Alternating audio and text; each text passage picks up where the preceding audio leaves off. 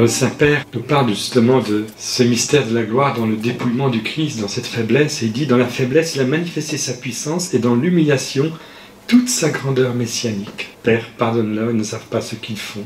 Il faut rendre témoignage de cette gloire non seulement aux martyrs de la foi, mais aussi aux nombreux autres hommes qui parfois, sans avoir la foi au Christ, souffrent et donnent leur vie pour la vérité et pour une juste cause. Dans leur souffrance, à tous, est confirmée d'une manière particulière la haute dignité de l'homme. Oh, Saint Jean-Paul II.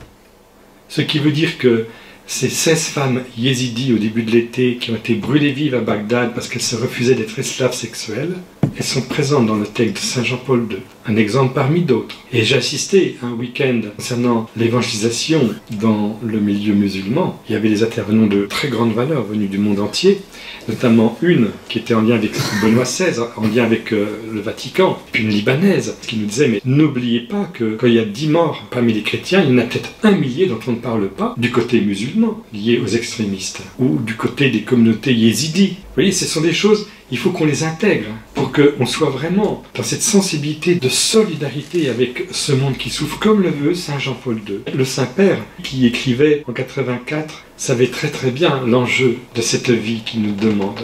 Nous appuyer sur la force du Christ. Parce que par la résurrection, toutes les faiblesses, toutes les souffrances humaines peuvent être pénétrées de la puissance de Dieu qui s'est manifestée dans la croix du Christ. Alors évidemment, il nous appelle à la persévérance, et en reprenant le mot de Saint Paul, je trouve ma joie dans les souffrances que j'endure pour vous, et je complète en ma chair ce qui manque aux épreuves du Christ pour son corps qui est l'Église. Il nous interroge sur le sens de notre propre existence dans la souffrance, de ce que nous vivons. Dans le mystère pascal, le Christ a inauguré son union avec l'homme dans la communauté de l'Église. Évidemment, l'homme dans l'Église, mais l'homme en dehors de l'Église qui est appelé par l'Église, qui a cette mission sacerdotale d'être offert au Père.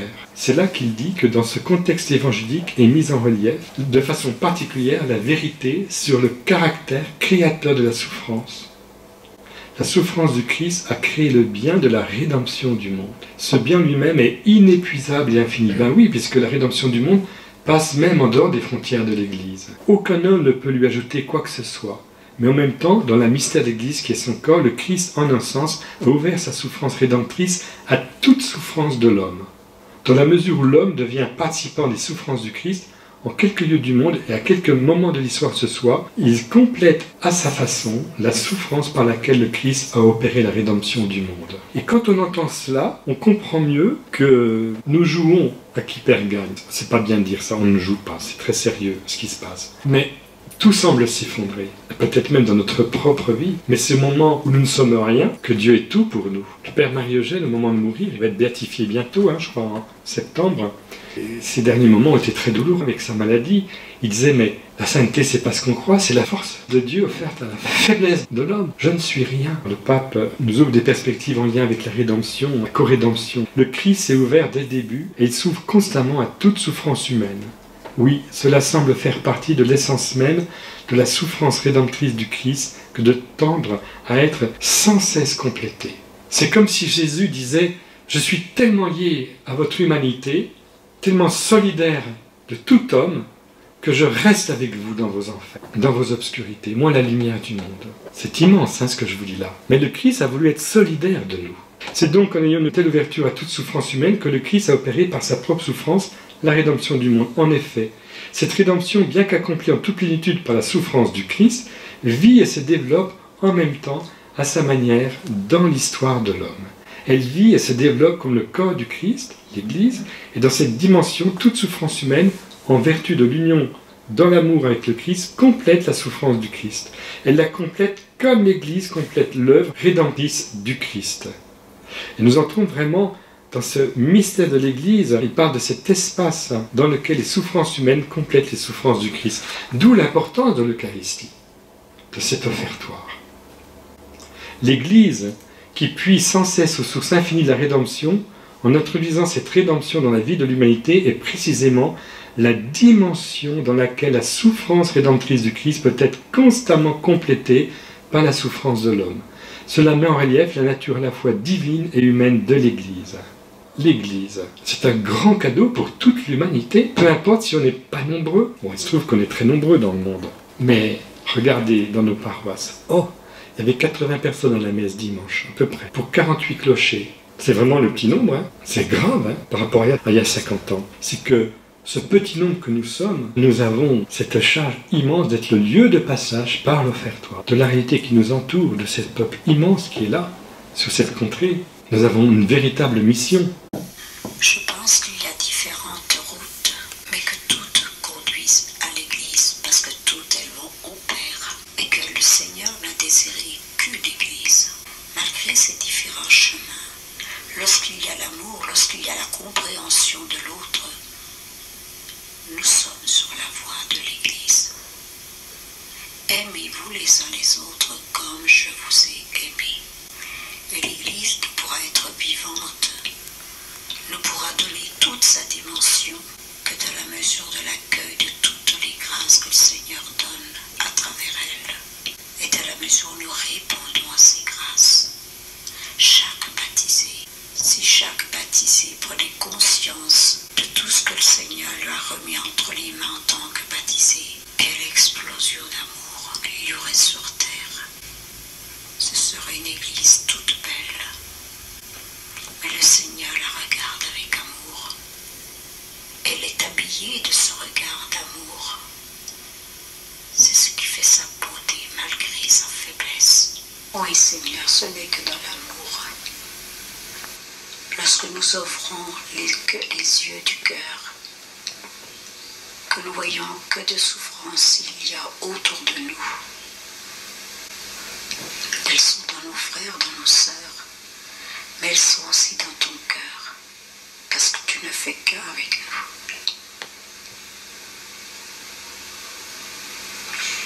nous. Nous te demandons pardon pour tous ceux qui font souffrir. Et nous en sommes de ceux-là, peut-être involontairement. Seigneur, sous ton regard silencieux, nous voulons tout remettre entre tes mains. Oui, nous voulons remettre entre tes mains toutes nos peines, toutes nos joies. Nous voulons te remettre entre les mains toutes ces souffrances du monde à laquelle on a essayé de les découvrir un peu. Nous voudrions aussi te remettre entre les mains. Te remettre ce que tu nous remets entre nos mains. Toutes tes grâces de compréhension, d'amour, de force, de soutien. Parce que ce que nous avons, nous, c'est si pauvre. Mais ce que tu donnes, il y a une telle richesse, une telle dimension, une telle densité, que tu prends tout, tu englobes tous nos pauvres misères. Seigneur, aide-nous, nous te les remettons. À l'image de la Vierge Marie au temple qui t'offrait. L'amour est contagieux. Lorsque nous témoignons de l'amour à une personne, ne pensons pas que ce n'est qu'à une personne que cet amour est diffusé et donné, puisque nous sommes un les uns dans les autres, les uns par les autres. Et Seigneur, malgré toutes les difficultés peut-être que nous rencontrons dans l'Église, mais que de joie, que de grâce nous rencontrons bien au-delà. Ne nous arrêtons pas aux difficultés. Même des fois de l'incompréhension de la part de l'Église. Arrêtons-nous à tout ce que nous recevons de toi à travers elle, par elle. Elle est ton Église, nous sommes ton Église. Faite de pauvres pécheurs, mais par tes sacrements, par ta grâce, elle est embellie. Accueillons-la, accueillons toutes ces grâces. Elle dit, le Saint-Père, cette découverte confirme particulièrement la grandeur spirituelle qui, dans l'homme, dépasse le corps d'une manière absolument incomparable.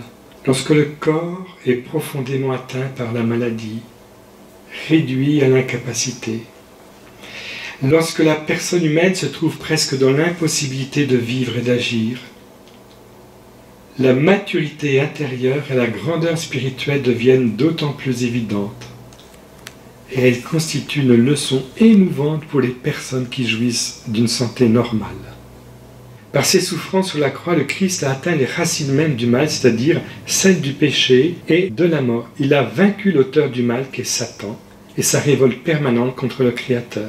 À ses frères et sœurs souffrants, le Christ entr'ouvre et déploie progressivement les horizons du royaume de Dieu, un monde converti à son Créateur, un monde libéré du péché et qui se construit sur la puissance salvifique de l'amour. Et lentement, mais sûrement, on le voit avancer, vous savez, avec son bâton de pèlerin. Le Christ introduit l'homme qui souffre dans ce monde qu'est le royaume du Père, en un sens à travers le cœur même de sa souffrance.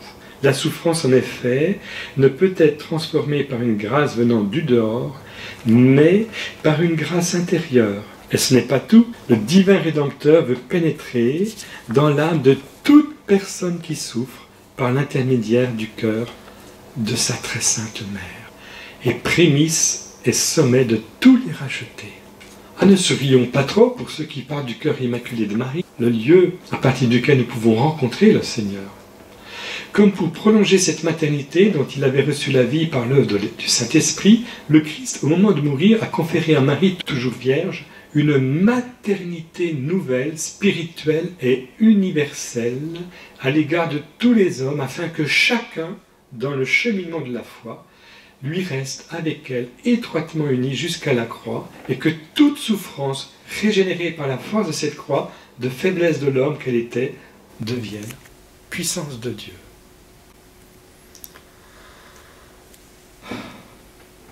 Le Christ n'explique pas abstraitement les raisons de la souffrance, mais avant tout il dit « Suis-moi et viens ». Si l'homme consent, il trouve dans sa souffrance la paix intérieure et même la joie spirituelle. Il termine sur cette note de joie, c'est bien de cette joie que l'apôtre parle dans sa lettre aux Colossiens. « Je trouve ma joie dans les souffrances que j'endure pour vous, surmonter le sentiment de l'unité de la souffrance. » La découverte du sens salvifique de la souffrance en union avec le Christ. Ce qui nous évite de déprimer tout de même. La souffrance imprégnée de l'esprit du sacrifice du Christ est précisément d'une manière irremplaçable la médiation et la source des bienfaits indispensables au salut du monde. En fait, avec Saint Jean-Paul II, et durant cette année de la miséricorde, nous comprenons que tout bascule avec le Seigneur par sa vie d'amour qu'il nous a donnée, transmise, et qu'il veut faire passer par notre épreuve. Alors, il va prendre la très belle parabole du bon samaritain, et évidemment avec cette parabole, il va nous dire des choses que vous connaissez par cœur, à savoir que nous n'avons pas le monopole dans l'Église de l'attention à ceux qui souffrent. Et grâce à tous ces hommes de bonne volonté, la civilisation humaine, et le Saint-Père parle de la civilisation de l'amour, se construit. Et pas seulement qu'avec des croyants, ou avec des chrétiens évidemment. Donc c'est avec tous les hommes que se joue la transformation de l'univers. L'heure a passé. On va terminer par une toute petite prière, en donnant la parole une dernière fois à Denise. Et puis je vous invite à rester dans ce climat intérieur. J'ai abordé des questions, on va dire, un peu délicates, qui peuvent bouleverser certains, parce que c'est jamais simple d'aborder ces questions. Mais je vous demande de les accueillir dans la foi. Le Seigneur vous dit quelque chose aujourd'hui. Seigneur Jésus, cette prière de consolation, nous voulons essayer de la faire par le cœur de la Vierge Marie, qui nous redit à cet instant, vous êtes nos enfants, nous vous aimons, ne vous regardez pas, regardez-nous. Portez ce regard sur le monde et l'Église